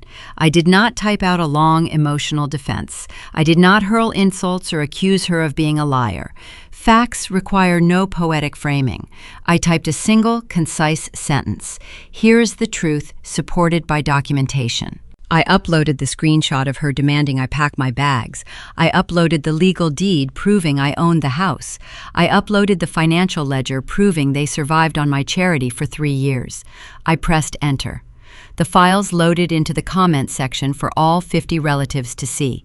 I closed my laptop, walked away from my desk, and went to grab a fresh cup of coffee from the break room. The reaction was swift and devastating. When I returned to my computer 20 minutes later, the dynamic of the family group had fundamentally shifted. The steady stream of sympathetic comments under my mother's post ground to a sudden halt. The digital space went dead silent as aunts, uncles, and cousins opened the attachments and read the undeniable proof. The silence lasted for nearly an hour as the relatives processed the sheer magnitude of the deception. Then the tide turned. My cousin David, a practical man who worked in real estate, replied directly to my comment. He wrote that the deed was ironclad and commended me for carrying their financial weight for so long. Aunt Susan, the same woman who had scolded me on the phone just hours prior, posted a new comment. She expressed utter disgust at her brother and sister-in-law. She publicly retracted her previous sympathy and stated that exploiting a daughter for money was a shameful disgrace to my grandfather's memory. My mother tried to delete my comment to hide the evidence. It was too late. Several relatives had already taken screenshots of the receipts and shared them in separate group texts. The truth spread through the family network like wildfire. Brenda realized she was losing control. She attempted to type a frantic response claiming the text message was taken out of context and the bank statements were forged. Nobody believed her. Uncle Richard, my father's oldest brother, replied to her excuse with a single word: pathetic. Within 4 hours, the social isolation was complete. Cousins removed Madison from their friends lists. Aunts canceled their planned spring visits to the Albuquerque house. The extended family recognized Thomas and Brenda for exactly what they were. They were not victims facing a cruel eviction. They were entitled freeloaders who bit the only hand keeping them fed. My mother lost her most prized possession. She lost her audience. The pristine neighborhood reputation was already ruined by the process server. Now her family standing was reduced to ashes. She was entirely alone in a massive house she could not afford, with an eviction deadline looming closer every single day. Without the support of her relatives and lacking the funds to hire a defense attorney, Brenda hit rock bottom. Her pride evaporated. She realized her husband could not save them, and her social manipulation had spectacularly backfired. She was out of weapons. She was out of time. That meant she had only one terrible option left. She had to swallow her enormous ego, pick up the phone, and try to beg me for mercy. The evening sun dipped below the desert horizon, casting long shadows across my new kitchen in Santa Fe. I stood at the quartz island, preparing a simple dinner.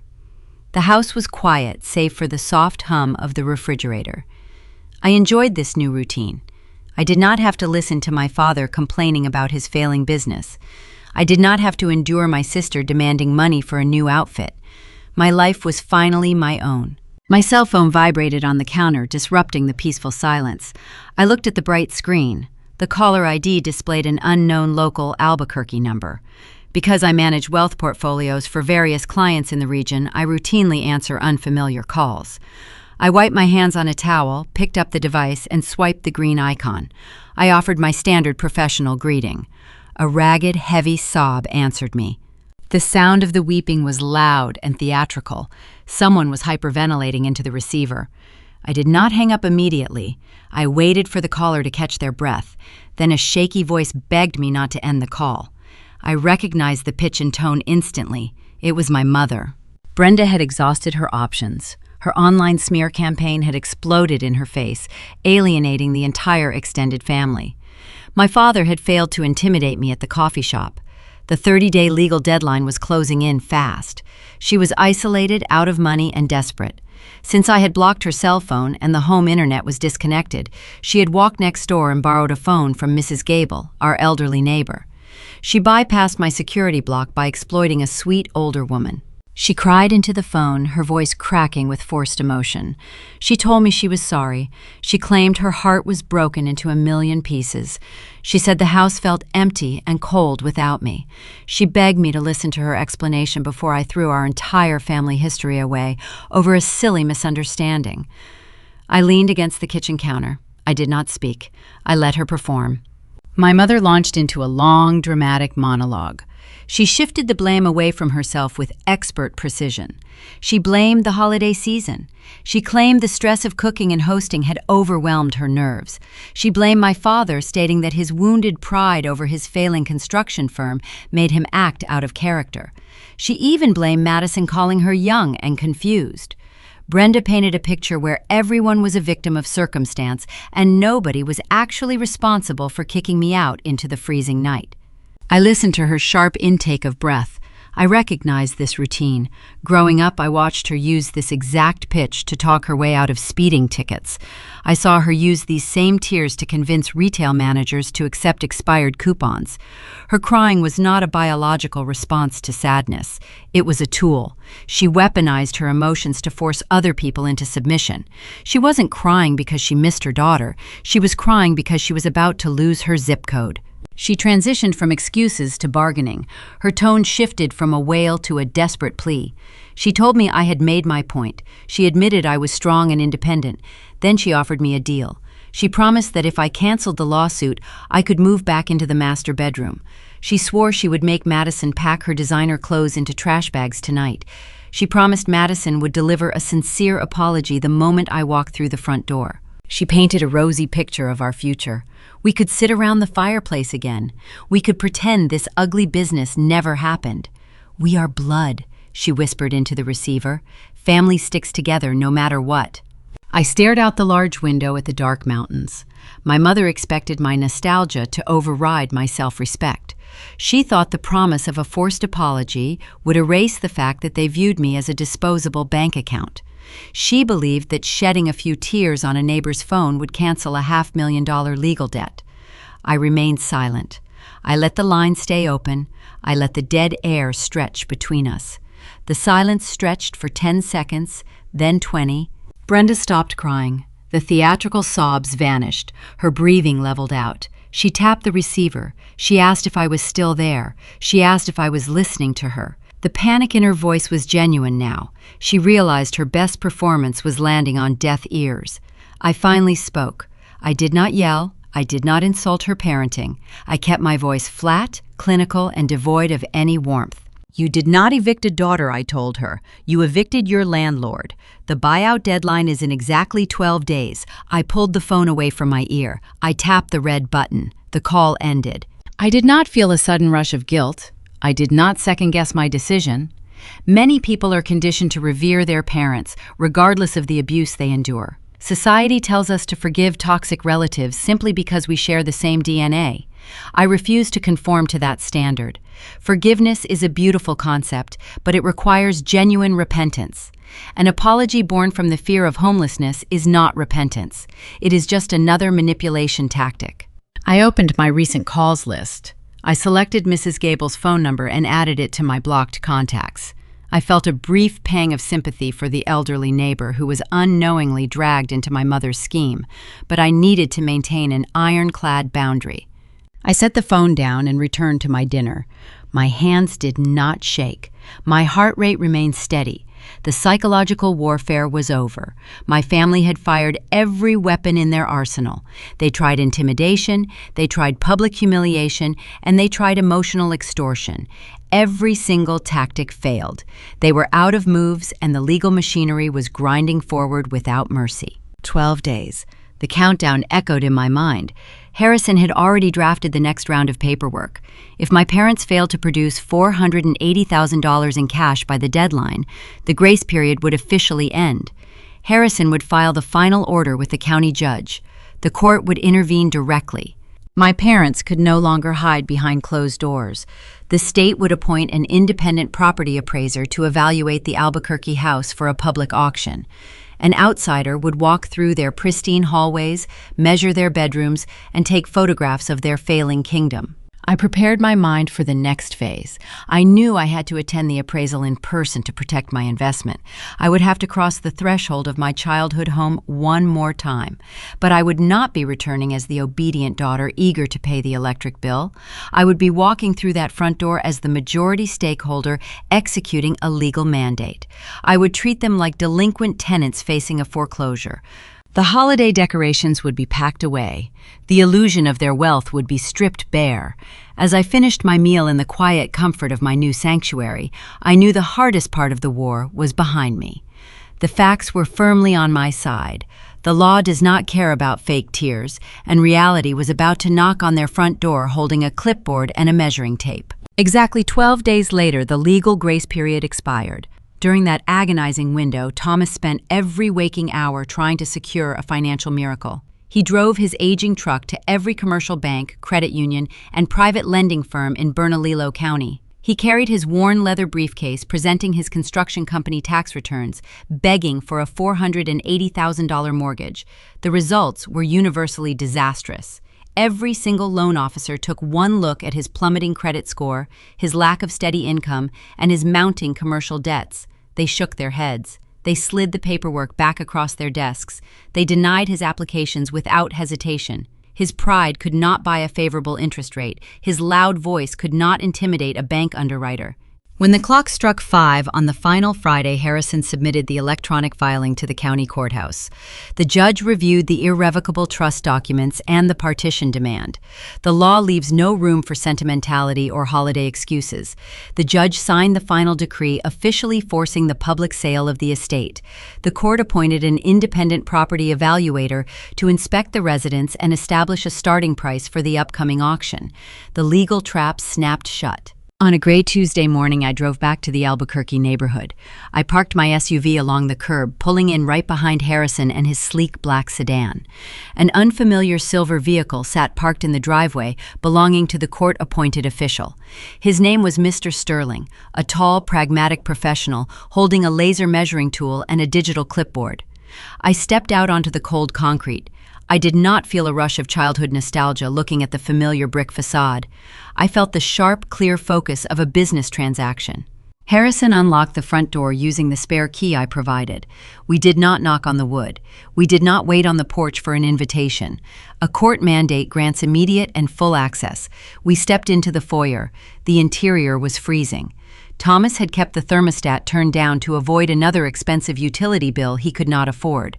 My parents stood near the kitchen island, frozen in place like trespassers caught in the act. Thomas wore wrinkled khakis and a faded sweater. His broad posture, once demanding and authoritative, was now hunched and defeated. Brenda stood behind him, clutching a ceramic coffee mug with both hands, her eyes swollen and red from sleepless nights.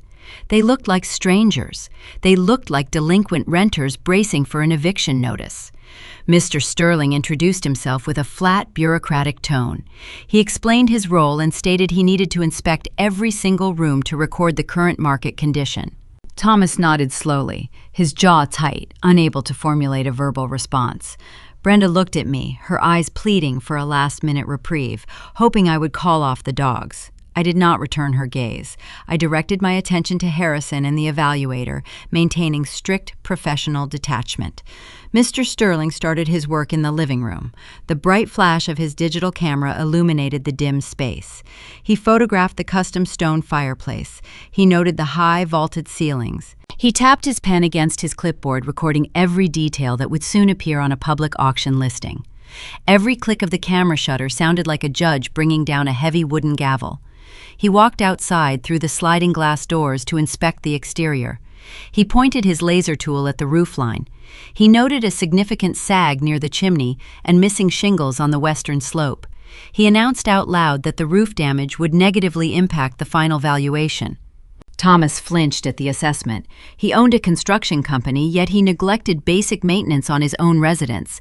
He spent his profits on country club dues and luxury vehicle leases instead of structural repairs. The irony hung heavy in the cold morning air. We moved back inside and walked down the hallway toward the bedrooms. The structure was eerily quiet until we reached the master suite. The door was firmly shut. Mr. Sterling turned the brass knob, but the lock held firm from the inside. Madison was hiding. Without her premium car and without her designer credit cards, her entire world had shrunk to a single room. I knocked firmly on the panel. I announced that the court-ordered official required immediate entry. We heard a loud scuffling sound followed by a second door slamming shut. Madison had retreated into the attached master bathroom and locked herself inside the smaller space. Mr. Sterling used a small tool to pop the bedroom lock and push the door open. The space was a disaster. Expensive clothing covered the hardwood floors I had paid to install. Empty takeout boxes littered the custom oak desk. The evaluator stepped over the mess, snapping photos of the square footage, ignoring the muffled sobbing coming from behind the bathroom door. Madison refused to step out and face reality. She chose to cower behind drywall rather than acknowledge the consequences of her own choices. I stood in the doorway observing the chaotic scene. I did not smile. I did not offer sarcastic comments to the crying woman in the bathroom. A true professional does not kick an opponent when they are already on the ground. The bureaucratic dismantling of their kingdom was devastating enough. They were watching a stranger assign a dollar value to their memories, preparing to sell their daily lives to the highest bidder. I treated them with the exact same cold efficiency a bank treats a defaulted loan. Mr. Sterling finished his comprehensive inspection in less than an hour. He thanked us for our time, packed his measuring equipment into a black case, and walked out the front entryway. Harrison turned to my parents, who were still lingering near the kitchen island, paralyzed by shock. Harrison informed them that the official appraisal report would be filed within 48 hours. He stated the property would be listed on the public auction block by the following Monday morning. He advised them to start packing their personal belongings. I turned around to leave the kitchen. Thomas finally spoke. His voice was a raspy, broken whisper. He asked where they were supposed to go. He asked how they were supposed to survive without a roof over their heads. I stopped in the foyer. I looked at the man who had ordered me out of this very building on a freezing holiday night. I reminded him that he had 30 days to figure out his living situation, and his deadline had officially expired. I walked out the front door and closed it firmly behind me, leaving them in the silent chill of their own making. The legal gears were grinding forward without mercy. The estate was going on the open market, but the auction itself would bring a new wave of harsh truths. Thomas and Brenda were about to discover exactly what happens when the bidding war begins and the formal notice to vacate finally arrives. The following Monday, the public listing hit the local real estate network. Mr. Sterling filed his official appraisal report, setting the baseline market value. Because the Albuquerque housing sector was experiencing high demand, we did not have to endure a lengthy waiting period. A corporate commercial developer placed a rapid cash offer on the property within 48 hours. The corporation had zero interest in the architectural charm or the family memories attached to the structure. They simply wanted the prime suburban lot to bulldoze the residents and construct a multifamily housing complex. They offered $820,000. Harrison accepted the bid on my behalf without a second thought. The escrow process moved with brutal efficiency. Commercial cash transactions bypassed the usual delays associated with standard mortgage approvals. Within 2 short weeks, the title company finalized the closing documents. The financial disbursement served as a masterclass in mathematical justice. I received my legally mandated 60% equity share. The bank wired $492,000 directly into my high-yield savings account. Furthermore, the judge ordered a full reimbursement for the back taxes and utility bills I had paid out of pocket over the past 3 years. My wealth compounded while my toxic relatives faced ruin. The remaining funds belonged to my parents, but mathematics does not care about entitlement. Thomas had taken out a substantial second mortgage on the property a decade ago to fund one of his failed construction projects. He always acted like a wealthy patriarch, but he was secretly drowning in debt. The title company automatically deducted that outstanding balance from his minority equity share. They also subtracted the closing costs, the legal fees, and the court penalties. When the final ledger was calculated, Thomas and Brenda received a pathetic wire transfer of exactly $41,000. That amount is barely enough to buy a reliable used vehicle in New Mexico, let alone another luxury suburban estate. The legal transfer of ownership triggered the final administrative blow. The commercial developer refused to act as a landlord for delinquent occupants. They issued a formal 14-day notice to vacate the premises. My parents had exactly 2 weeks to pack 30 years of accumulated possessions and leave the property forever. I drove past the neighborhood a few days later, keeping my vehicle parked at a safe distance down the street. I wanted to see the reality of their downfall unfolding in the driveway. Thomas, the man who used to stand at the head of the dining table demanding absolute obedience from his children, was reduced to a defeated laborer. He wore a stained gray shirt, taping cheap cardboard boxes in the dusty garage. He loaded heavy furniture into a rented moving truck all by himself. His face was red from exertion and deep shame. None of his golf buddies showed up to help him lift the sofas. None of his former business associates offered a hand. The men he spent years trying to impress had abandoned him the moment his bank account dried up. He was entirely isolated, dismantling his own kingdom box by heavily taped box.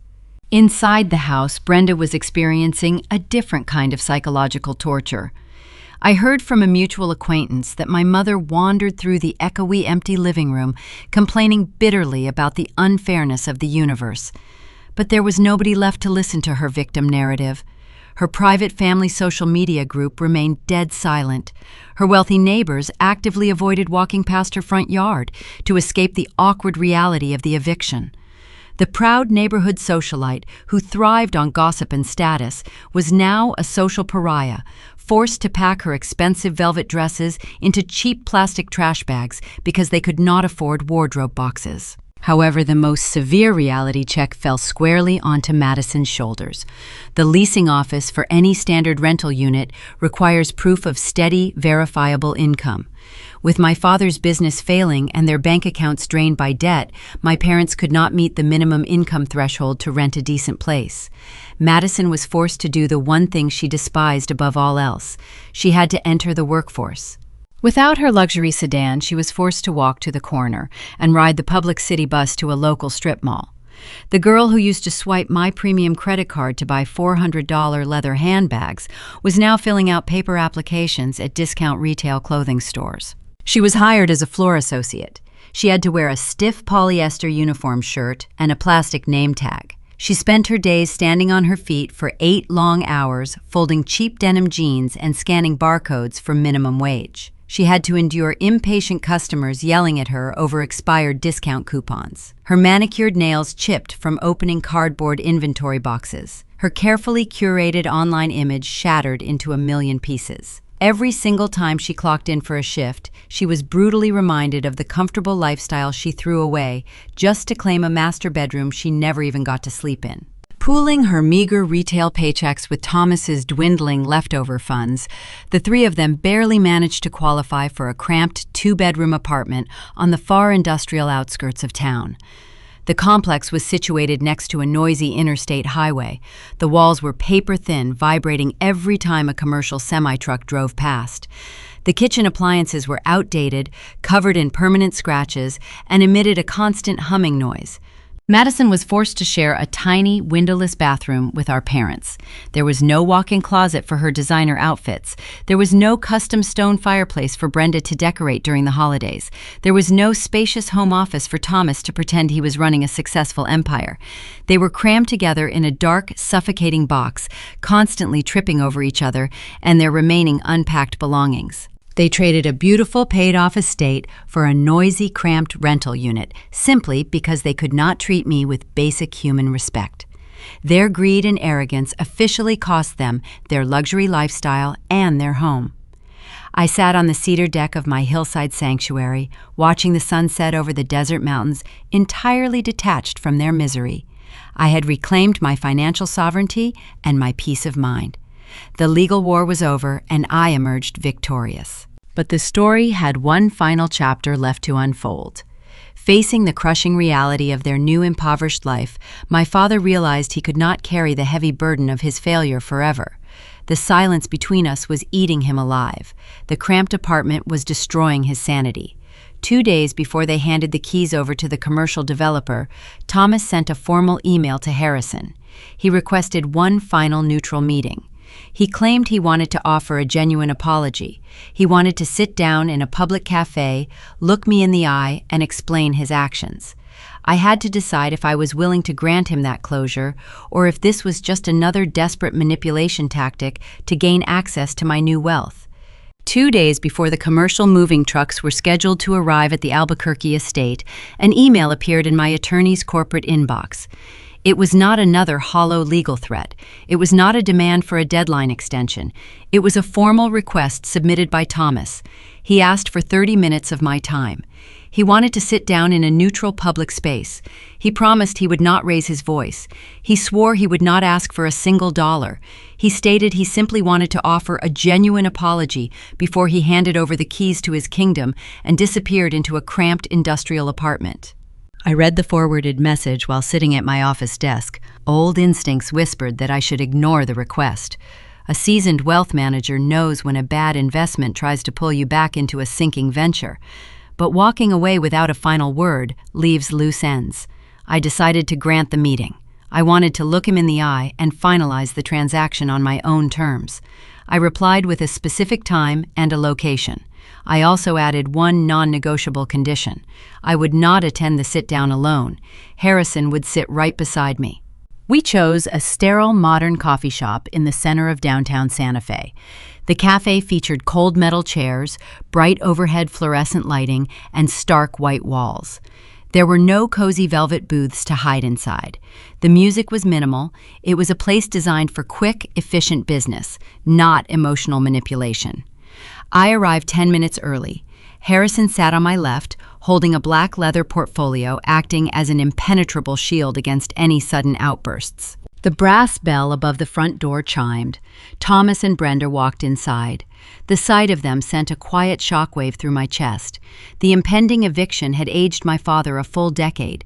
He wore a faded flannel shirt that hung loosely around his diminished shoulders. His confident, commanding stride was gone, replaced by a slow, hesitant shuffle. Brenda walked a few steps behind him. She wore zero makeup. Her hair was tied back in a messy knot. The woman who once ruled neighborhood dinner parties and thrived on local gossip now kept her eyes fixed firmly on the floor tiles. They pulled out the metal chairs and sat across the table. Nobody approached the counter to order a drink.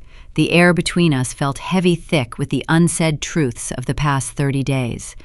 Thomas looked at Harrison, silently acknowledging the legal barrier separating us, then turned his gaze to me.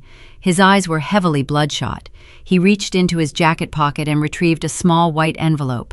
His hands shook visibly as he pushed the paper across the smooth table. I did not reach for the envelope immediately. I let it sit there. Thomas cleared his throat. His voice sounded like dry gravel grinding together. He told me to read the contents when I felt ready.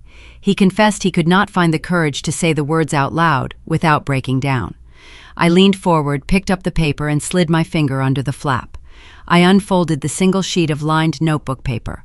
The handwriting belonged to my father, but the tone was entirely foreign. For 29 years, Thomas operated on the rigid belief that admitting fault was a sign of fatal weakness. His construction business failed because he refused to listen to financial advisors. His family fractured because he demanded blind obedience over mutual respect. Yet the ink on this page told a very different story. He wrote that his pride had blinded him. He admitted he treated my financial support as an entitlement rather than a generous gift. He confessed he failed his primary duty to protect me. He wrote that kicking me out on a freezing holiday night to appease a spoiled sibling was the greatest regret of his life. He admitted that losing his home and his social standing was the fair price he had to pay for his staggering arrogance. While I read the paragraphs, a soft sniffle broke the silence. I looked up from the page. Brenda sat with her hands folded tightly in her lap. Tears traced silent paths down her cheeks. She did not wail. She did not attempt to hijack the moment with theatrical sobbing. Harrison's stern presence kept her usual performance in check.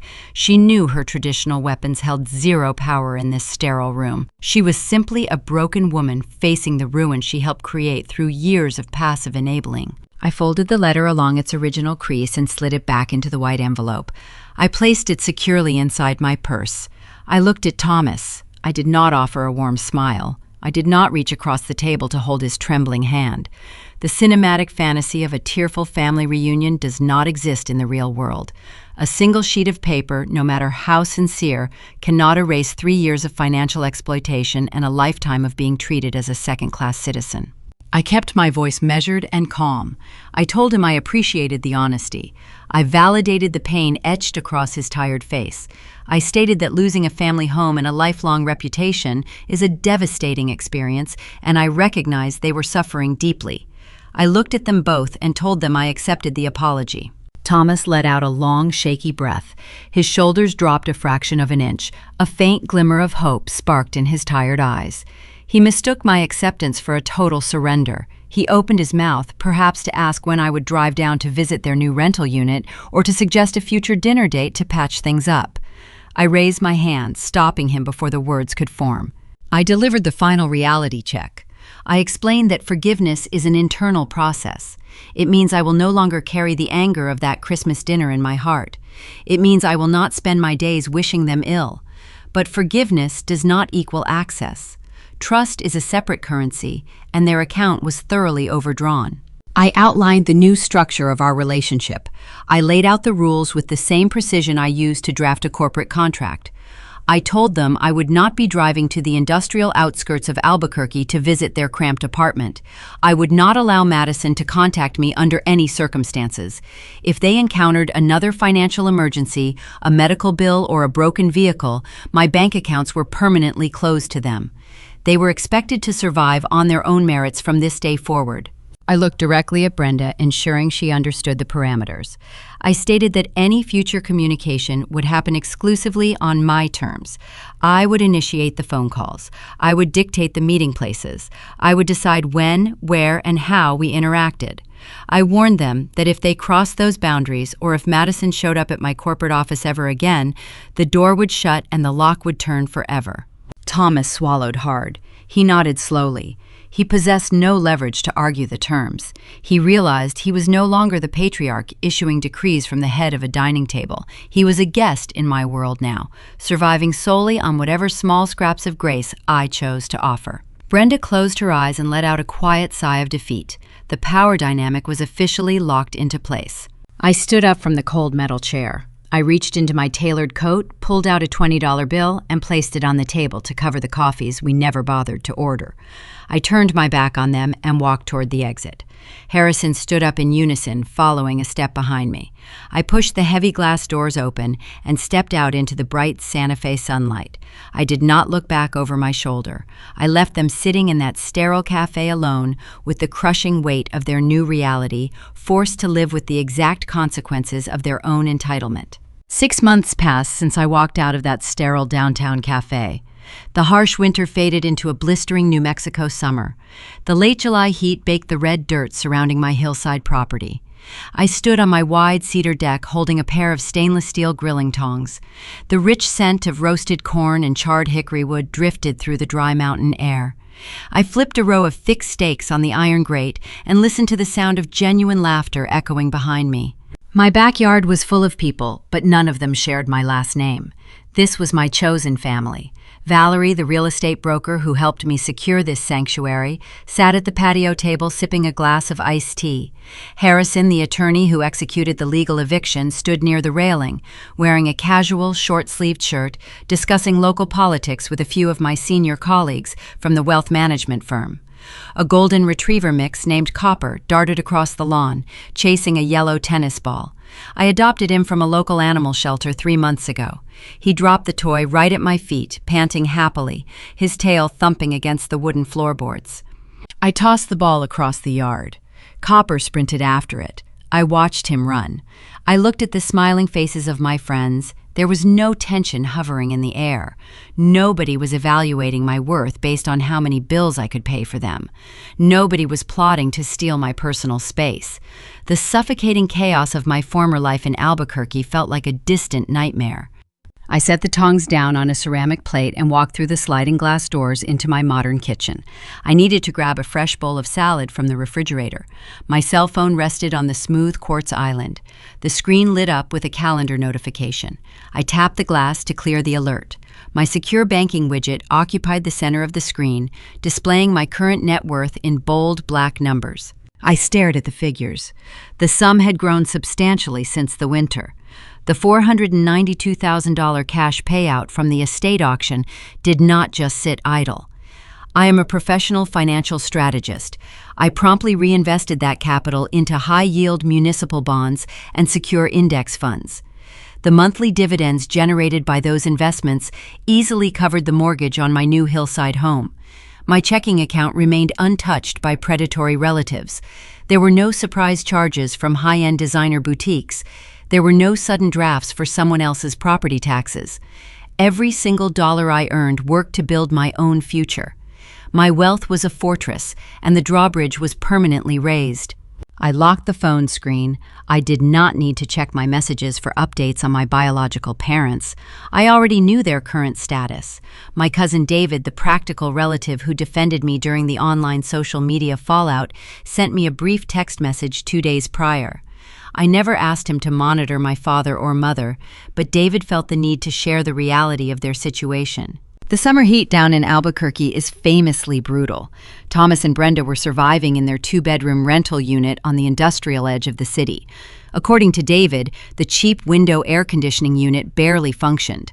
The thin walls offered zero protection against the relentless roar of commercial diesel trucks rolling down the nearby interstate.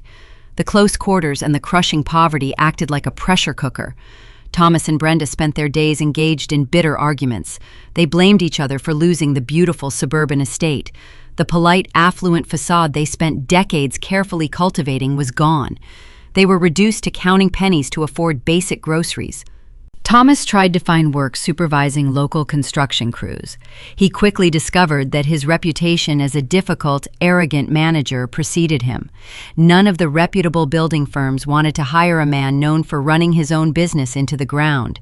He was forced to take odd handyman jobs, fixing leaky pipes and repairing drywall for cash, just to keep the lights on in that miserable apartment. Madison suffered the steepest fall from grace. She did not last very long at the discount retail clothing store. David wrote that she got into a shouting match with her shift supervisor over a weekend scheduling conflict. Madison tried to use her old tactics. She raised her voice, crossed her arms, and expected the supervisor to cave to her demands. Instead, the manager demanded she hand over her plastic name tag and fired her on the spot. Now Madison sits inside that sweltering apartment alongside her angry parents. She possesses zero income, zero job prospects, and zero luxury vehicles to drive. She cannot afford to buy a new designer outfit, and she cannot convince anyone to buy one for her. The three of them are trapped inside a prison built solely by their own entitlement. I read David's message once and deleted it. I did not feel a sudden urge to rescue them. I did not feel a trace of pity. I grabbed the glass bowl of salad from the refrigerator and walked back out into the bright sunshine. I set the food on the patio table. My friends cheered and gathered around the grill. I poured myself a glass of cold, sparkling water and walked over to the edge of the wooden deck. I rested my hands on the warm railing and looked out over the sweeping desert valley. The sky was beginning to turn a vibrant shade of orange as the sun dipped toward the distant mountain peaks. If you are listening to this story right now and you recognize the signs of financial or emotional exploitation in your own life, I need you to hear this truth. Independence is not about getting revenge on the people who hurt you. Vengeance is a loud, messy emotion that keeps you tied to your abusers. True freedom is the quiet, methodical process of removing anyone who mistakes your generosity for weakness. Society will try to convince you that blood ties require endless sacrifice. People will tell you that you must tolerate disrespect simply because you share a family tree. That is a lie designed to keep you subservient. You do not owe your loyalty to a family that demands your financial blood while offering nothing but criticism in return. You possess the undeniable right to pack your bags, revoke their access to your hard-earned resources, and walk away without apologizing. I did not scheme to destroy my father. I did not plot to ruin my sister. I simply stopped being their safety net. When you stop shielding toxic people from the consequences of their own actions, they will inevitably destroy themselves. You do not need to lift a single finger to punish them. The real world will deliver the invoice, and it always collects with strict interest. I took a slow sip of my sparkling water. The cool liquid felt refreshing against the summer heat. Copper ran up to my side and rested his golden head against my leg. I reached down and scratched him behind the ears. I built this peaceful sanctuary on my own terms. I funded it with my own intelligence and discipline. The greatest karma you can ever deliver to the people who underestimated you is not a screaming match or an angry letter.